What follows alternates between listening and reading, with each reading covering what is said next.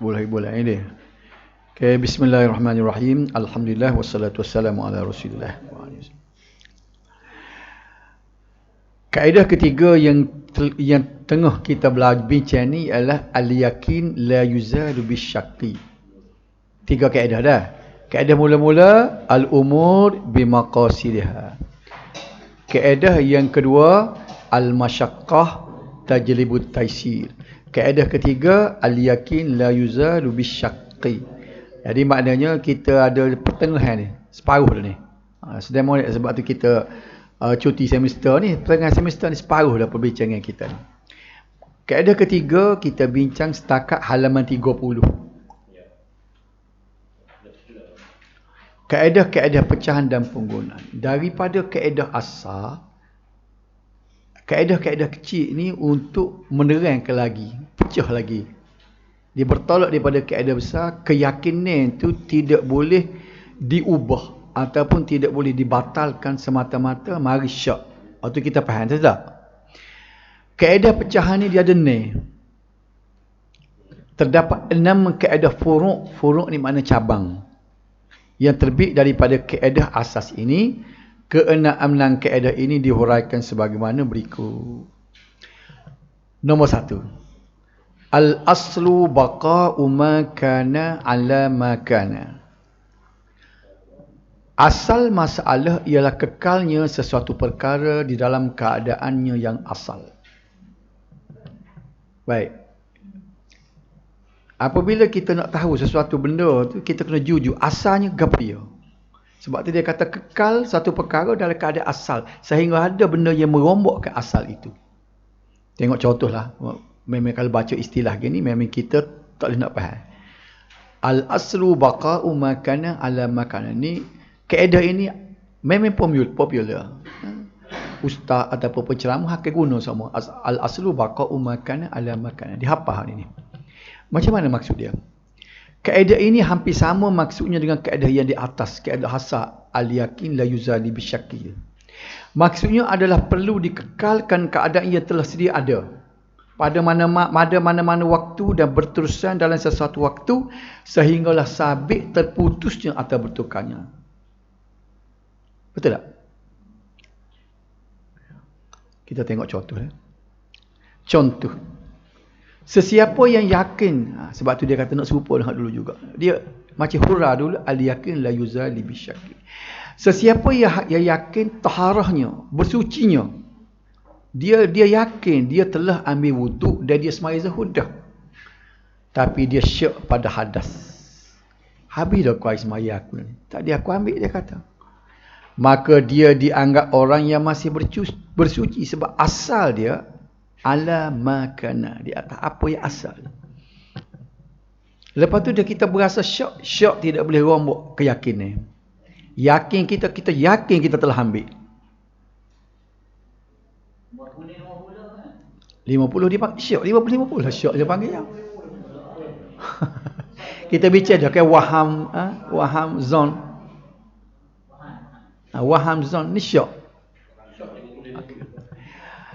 Atau dia yakin berhadas. Terbalik pula. Dia yakin dia berhadas. Sebabnya tadi nak sembahyang zuhur tadi aku mandi. Mandi tentulah batal dah sembahyang kalau dia ada dah. Tapi masa mandi tu tak teringat. Ambil sembahyang aku pakai mandi saja. Lagu mana? Maka dia dikira orang berhadas. Dikira tak ambil lagi lah.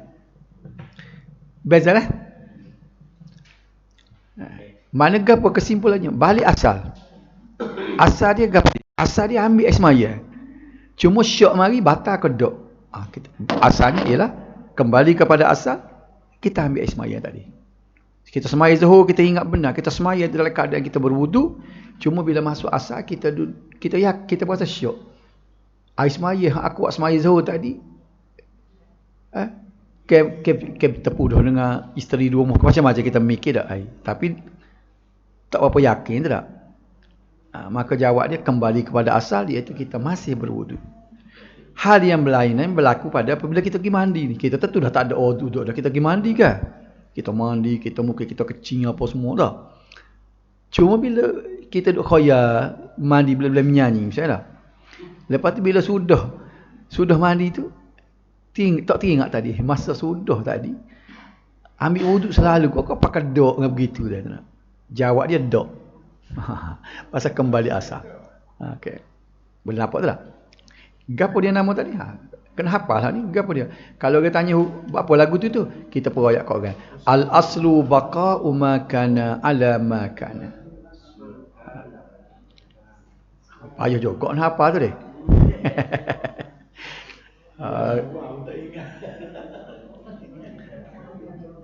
Okey. Nombor 2. Apa saya buat nombor 3 lalu tu? 2 ke 3? Seorang yang makan di akhir malam. Seorang yang apa? Seorang yang makan di akhir malam. Saya tinggal saya son hilang memang. Gapo dia bunyi? Cuma atas saya. salah kopi dah ni. Nombor 2. Pak. Seseorang yang makan di akhir malam dia syak tentang naik fajar, maka puasanya sah kerana asalnya malam itu kekal. Saya pergi ke nombor berapa? Nombor 3 lalu. Wanita yang talak dia. Apa penting ni? Seorang yang makan di akhir malam dia syak tentang naik fajar, maka puasanya sah kerana asalnya malam itu kekal. Dia masa dia nak sahur tu, dia syak. Masuk subuh dia kau kedak. Masuk subuh kedak. Okey. Dia makan dalam keadaan syak, jawab dia tak batal puasa dia.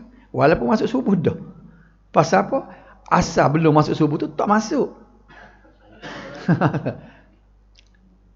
Belain ni dengan hak buka puasa syak. Masuklah ke maghrib, dia pergi makan. Hak tu jadi batal sebelah. Pasal apa?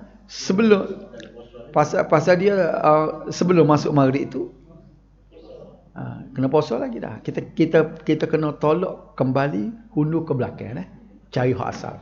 Baru nombor 3 ni. Tinggal saya ini. Wanita yang ditalak raj'i mendakwa sucinya berlanjutan dan belum selesai iddahnya, maka dibenarkan dakwaannya dan dia masih berhak mendapat nafkah iddah. Ginilah biasa dia cara ni, bila isteri yang diceraikan dia panggil talak raj'i, talak yang boleh rajuk. Dia kena bagi nafkah iddah selama 3 bulan. Okey. Jadi dia bila dia sebut sini dia tiga kali hid lah. Bukan 3 bulan, 3 kali hid.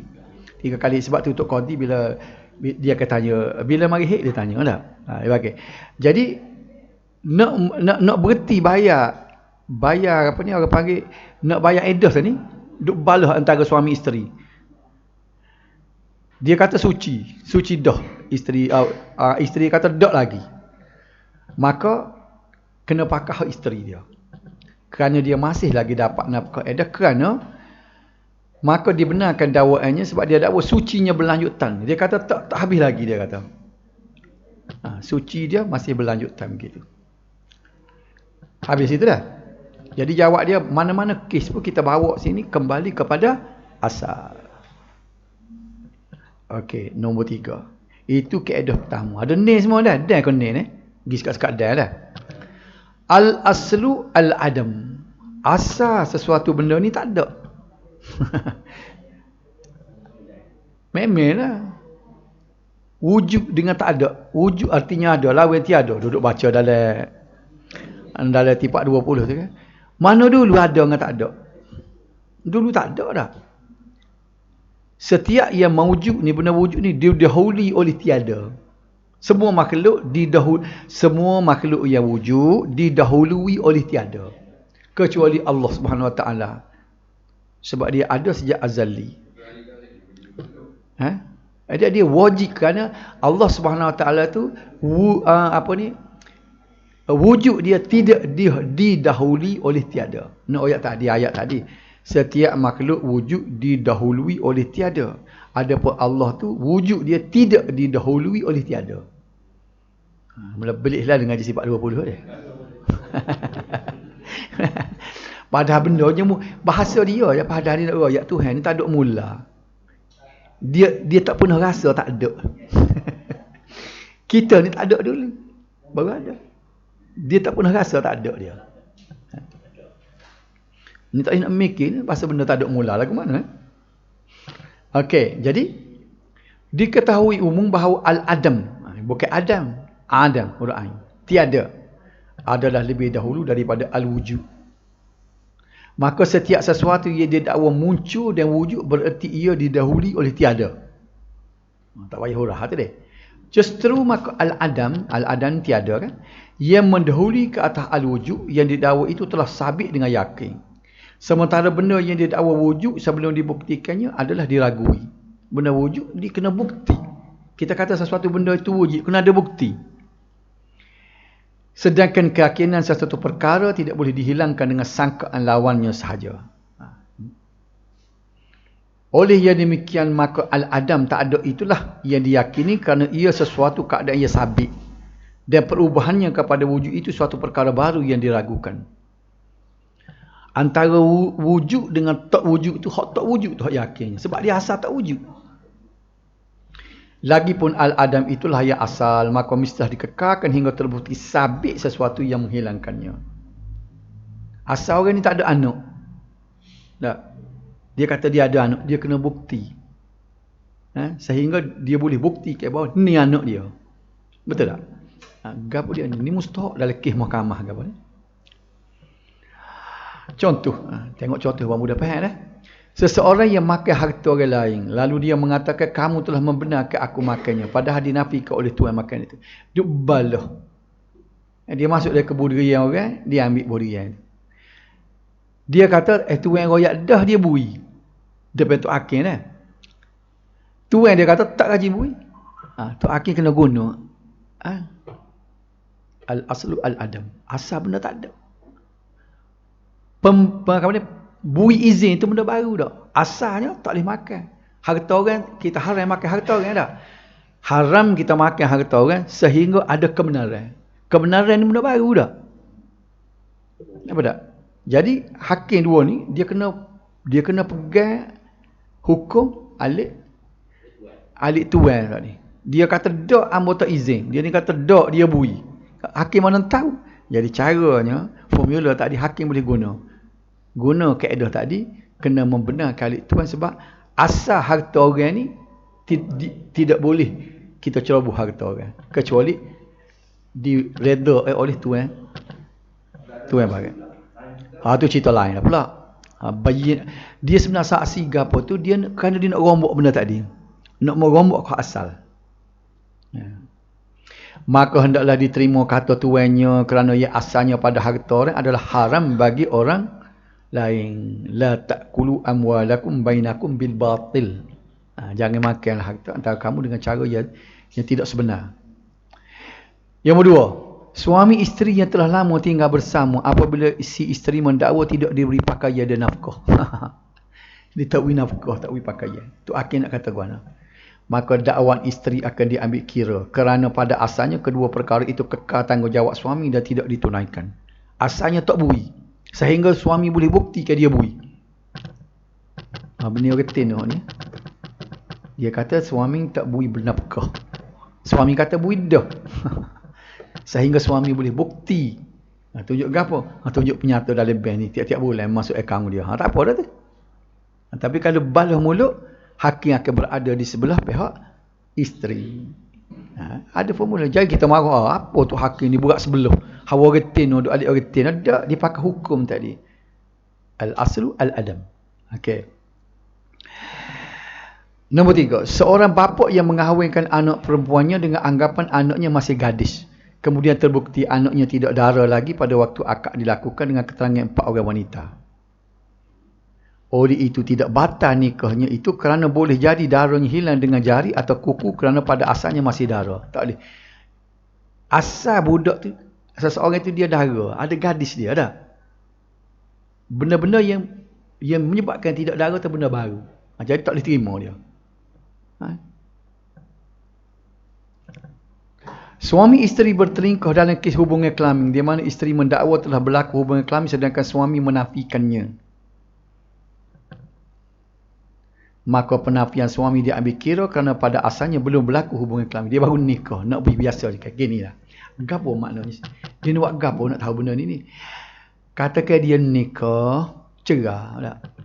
Cerah dia belum bersama. Dia boleh ambil ke dia separuh daripada mahar tak? Noh ni. Dia nak ambil ni. Jadi isteri kata, suami kata dia nak separuh. Isteri kata dak, separuh guana je, kita dah sudah duduk bersama. Suami kata dak. Nak balas, nak bukti lagu mana? Jadi tok hakim kena pakar adik suami. Sebab asal hak mana dulu bersama dengan tidak bersama? Asalnya tidak bersama. Kembali kepada asal. Pada asalnya tak ada. Boleh faham kan? Dah kita kata balas buat apa, bersama tak bersama, dah menikah dah. Ni hukum dia, bila berkahwin, dia tak ada duduk bersama, dia boleh ambil separuh mas kahwin.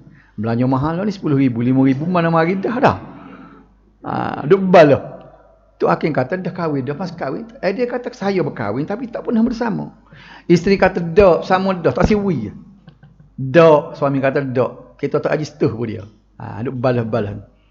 Hakim kata kena jatuh hukum betul oleh suami. Sebab asal bersama dengan tidak bersama, ia asalnya tak ada. Tidak bersama.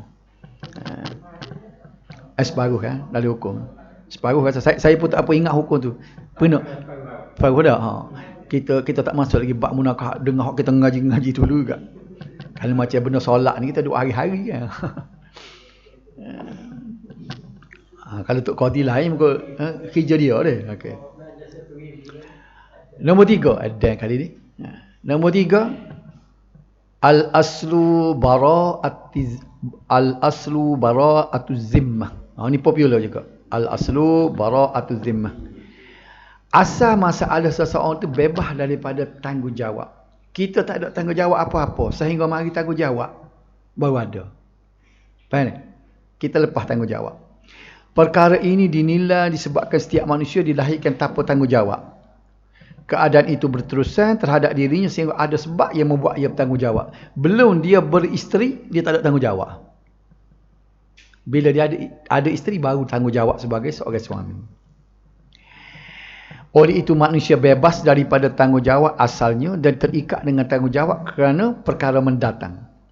Cuba tengok dalam mahkamah diguna ya. Seseorang itu tidak boleh dihukum bersalah sehingga dibuktikan. Every person accused of any crime is considered innocent until proven guilty. Setiap seseorang itu dituduh dengan jenayah dikira sebagai tidak bersalah sehingga dia dibukti dia bersalah. Ini mahkamah pakar ni. Jadi kita al-aslu bara'atuz zimmah. Hak tu lah. Contoh, apabila pendakwa gagal mengemukakan keterangan, maka al-yamin sumpah akan diminta daripada yang kena dakwa. Okey. Al-bayyinatu 'alal mudda'i wal yaminu 'ala man ankar. Itu kaedah dalam mahkamah. Orang yang mendakwa mesti mengemukakan bukti dan orang yang nak menyangkal dakwaan itu disuruh bersumpah. Baik, situ asal dia dah. Tetapi kalau dia enggan bersumpah, orang yang dakwa dia kata saya boleh tuduh dia ni mencuri kerana ada bukti sekian-sekian. Dia bagi pihak dia kata saya tak ada bukti tapi saya kena sumpah. Saya tak boleh sumpah, dia kata. Baik. Tidak boleh dihukum ke atasnya berdasarkan keengganan itu kerana pada asas zimmahnya itu dia bebas daripada tanggungjawab. Oleh itu perlu dikembalikan sumpah kepada yang mendakwa. Ni dalam kes tak boleh bagi bukti. Dia tak boleh bagi bukti, ya kawan ni pun tak boleh sumpah. Dia kena kembali kepada pendakwa. Baik, dah bukti tak boleh, mu pula sumpah. Wallahi wabillah wa ta'ala. Basikah kita ni curi dia ni. Pada asalnya dia kena kemuka bukti. Dia kata bukti basikah ni kena curi sebab basikah ada di rumah dia. Jadi kata tak, saya tak ambil. Tapi saya tak ada bukti. Saya nak sumpah. Tapi dia tak boleh sumpah. Orang yang mendakwa ni tak boleh bagi bukti. Maka dia pula kena bersumpah. Okey. Yang kedua, sesiapa yang mendakwa ke atas orang lain berhutang dengannya, maka dia mesti membuktikan dakwaan itu apabila dia yang didakwakan menafikannya kerana ia berpegang kepada keadaan yang asal iaitu bara'az zimmah. Maka pada zahirnya dia tidak mempunyai tanggungan hutang melainkan terbukti sebaliknya. Dia kata dia ni butang piti kita 1000, betul tak? Tapi kita tak boleh bukti. Jadi hukum dia asalnya tak butang. Betul tak? Asalnya tak ada.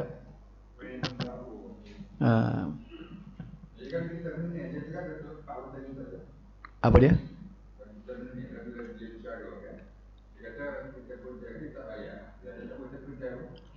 Benih siapa? Benih ahli. Benih ahli butang, tapi hakikat sebenarnya dia butang. Oh, buat guana. Maka biasalah kata. Tidak diberes, tangguh di akhirat. Bahasanya hakim tu, dia bagi formula untuk hakim. Hakim ni bila dah sudah dia hakamna bi zawahir, dia hukum dengan zahir. Dia lepas dah tanggungjawab dia. Dia tengok prosedur, tengok prosedur mahkamah ke akhir. Dengan ikhlas sungguh, dia pun dah jatuh hukum. Tapi hak betul, wallahu alam, cara di akhirat. Yang keempat, al-aslu fil asya'il ibahah hatta yadulla dalil ala tahrim. Hak ni juga hak formula ni. Asal bagi sesuatu perkara adalah harus sehinggalah datangnya dalil yang menunjukkan kepada keharaman. Inilah sebabnya hak dia lawan sebenarnya ialah ibadat. Ibadat nanti kita akan bincang depan nanti tajuk ni. Al-aslu fil asya' ibahah. Setiap benda ada atas muka bumi ni, makan, minum, pakaian ni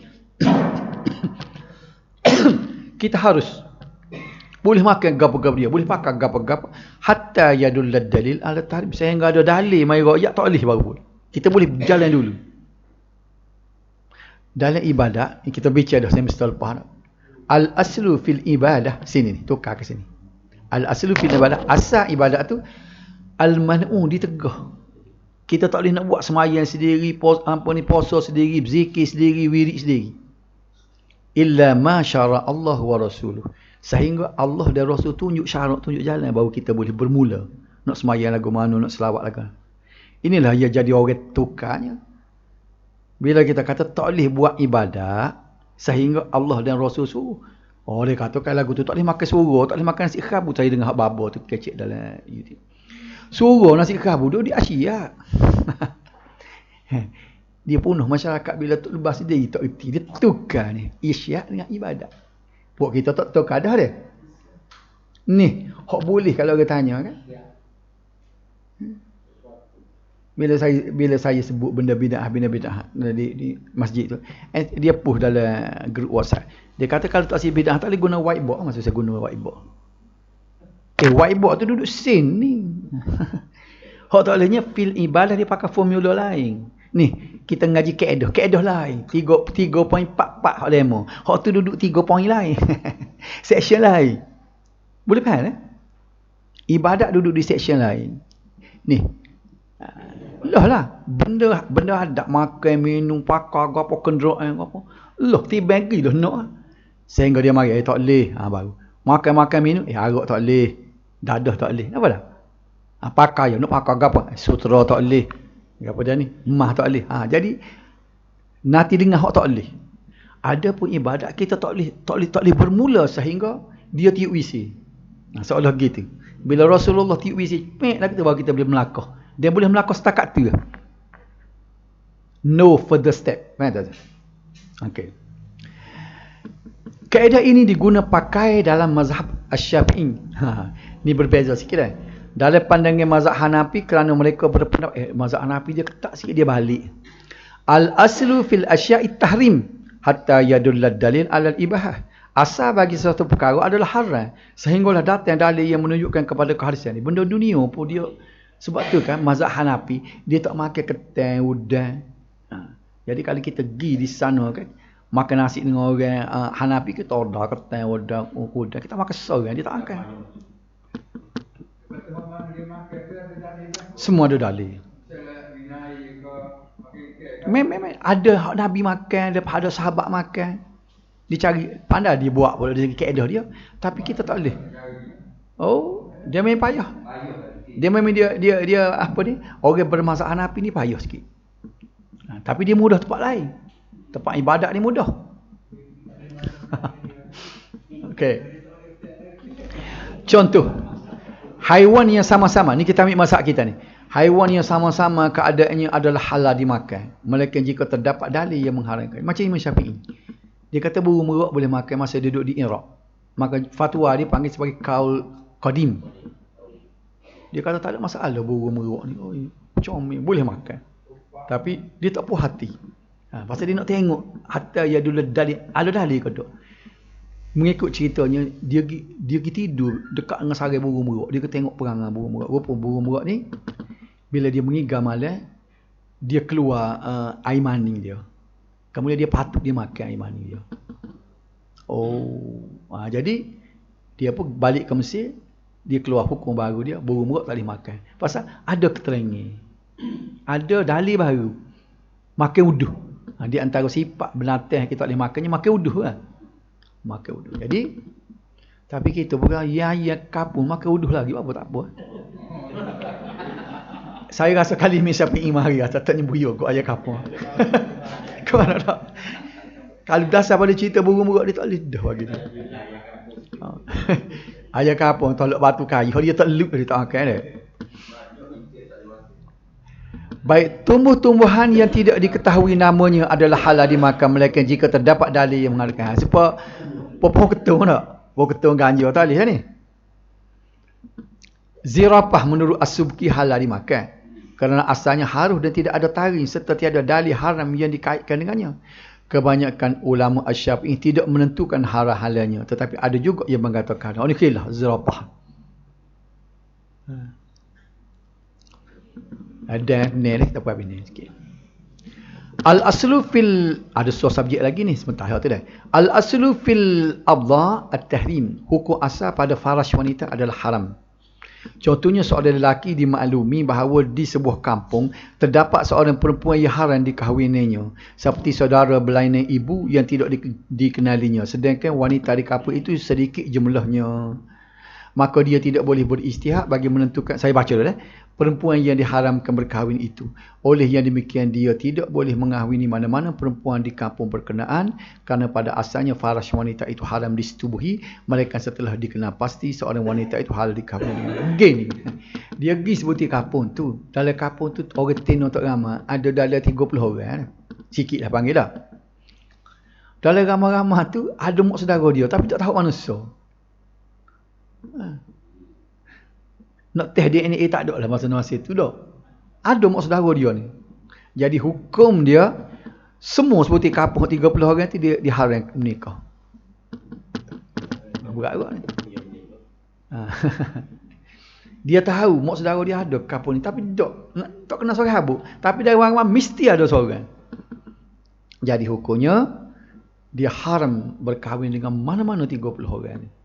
Takut terkena mak saudara dia sebab asal kemaluan wanita itu haram bagi laki-laki. Nanti dulu ni depan ni. Namun ni harus tengok. Tengoklah tak sub lagi ni. Dia kata sikit saja.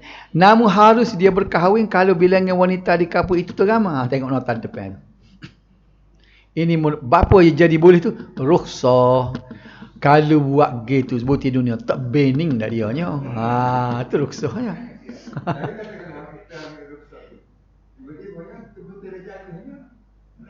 Tak apa dah. Tak apa kita tunggu hukum dah. Nak kata gua dah. Dia kalau terkena ni kita nak kata gua, kita pergi nikah orang mana-mana, kita mana tahu. Kena kau titih itu, kena kau orang tak boleh nikah dengan dia ke tak? Kena kau mak saudara, kita nak kata gua. Ada penyelesaian dia, ada. Okey, ini merupakan satu rukhsah. Faham tak? Kalau dia kata wanita tu sikit ni ulama pada urufnya lah 30 kah, 20 orang kah. Jadi kalau main-main ribu-ribu tu, jadi boleh lah pulaknya. Atas dasar rukhsah. Kita ngaji dah rukhsah kan. 3.4 poin ni habis sekali dah. La ibrata bizanni al-bayyin khata'u. Tidak boleh dikira zon yang telah ternyata salahnya. Maksudnya adalah apabila disandarkan suatu hukum berdasarkan zon. Zon ni maknanya lebih pada syak kan. Kemudian ternyata salah sangkaan zon itu, maka terbatal hukum itu. Contoh, seorang yang semaya dengan zon bahawa waktu telah masuk. Dan tengok dalam fiqh sah kita semaya bila kita tahu masuk waktu dengan zon, tak payah yakin. Kalau akidah tak boleh, akidah tak cuci lagi dah. Percaya ke tak ke Tuhan? Percaya 80%. Kapi lagi. Kena 100. Tapi fiqh kita kata 75% berasa masuk zuhud. Kita pun semaya. Baik. Sah lah. Kalau tak ada apa-apa sah. Kemudian ternyata waktu belum lagi masuk. Apabila dia duduk lama negeri tu, saing dia main royak. Kemarin kawan semaya pukul berapa dia tahu? Dia kata tak masuk lagi tu. Bila lagu tu wajib ia mengulanginya. Kalau tak ada air royak sah dah. Mana?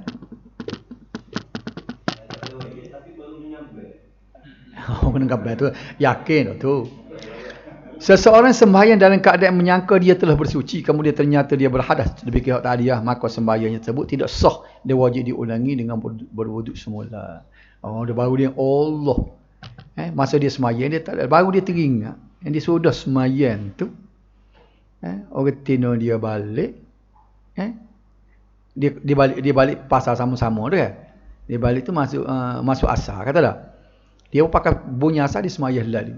Jadi sudah semaya ke tina tengok. Semaya saat ni. Pakat tak ambil semaya dia tahu tina tanya. Oh tak ada bersatu. Kan kita tepuh ke saat ni. Tak.